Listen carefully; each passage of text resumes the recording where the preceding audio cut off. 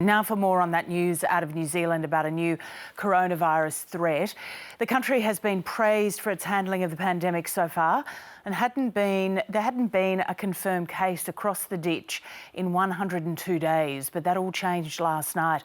4 new cases were recorded in Auckland, all from the same family, but the source of their infection is unknown. The Prime Minister, Jacinda Ardern, has imposed stage 3 restrictions on affected areas, including Auckland, from midday local time today. Now, that means non-essential businesses will have to close and residents must work from home unless they work in an essential service. Schools will partially close and people are expected to wear a mask.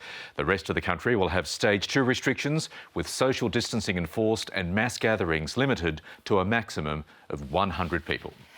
Let's get more and bring in Auckland Mayor Phil Goff. Good morning, Phil. You're a busy man. Appreciate your time this morning. Can you tell us what we know about these 4 people, the members of this family, where they might have gone, how extensively they moved around Auckland before they realised they were positive? Yeah, good morning, Lisa. And look, it is disappointing for us. 102 days, good leadership, good management, and really a lot of good luck. But it's not entirely unexpected. The Director General of Health has been saying for some weeks now that it's inevitable that we will get further outbreaks. This family is a Pacifica family. It's a family of 7. 4 of them have proved positive. Children have been going to one of the schools.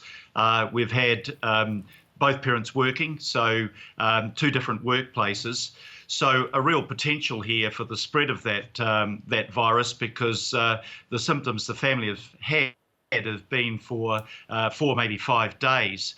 So what we've done is tried to replicate what worked for us last time, and that is to go hard and to go early, so that we will have, it's not quite locked down, but it's heavily restricted, as you pointed out, while the health authorities make every effort they can to ensure that we can trace the contacts.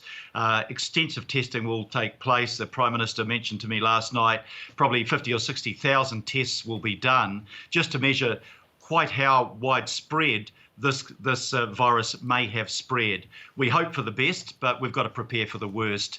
But disappointing after normality for such a long time, and a big rugby game coming up this weekend, to face this sort of heavily restricted situation. But hopefully our community will understand the reasons for that, and to work collectively, as we did last time, with so much success, to constrain the disease and its spread. Phil, you guys have been living a life we can only dream of over here. You didn't even have social distancing in place because you were so sure that you had it nailed. Were people becoming complacent? The fact that this family member had symptoms, or these members had symptoms for so many days before getting tested, because people thought, well, it can't be coronavirus, we've eliminated it. Yeah, I guess there's always that risk of complacency, and we 43,000 people at Eden Park, and normality was great, and we really relished it after the 5-week lockdown. I think this is a real wake-up call. It's not that the authorities and the government haven't warned us that this could happen. They have been. But people now, you'll find much more testing. You'll find people using their QR codes in terms of contact tracing.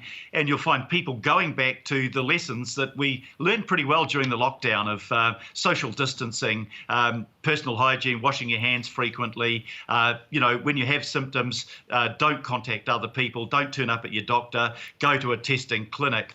So all of those habits we've got to get back into again.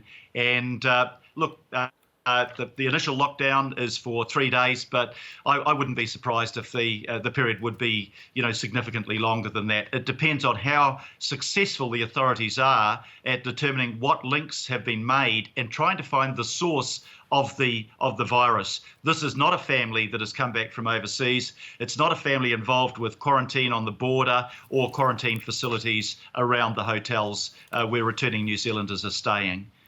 Okay, Phil, look, thanks for your time. We'll touch base with you probably over the next few days and wish you the best of luck over there. We do feel for you. We were putting New Zealand up as a bit of a poster child on this, so good luck with it. Thank you, and the same to Sydney and particularly Melbourne and the challenges that you've got there. We're all in this together. Thanks, Phil.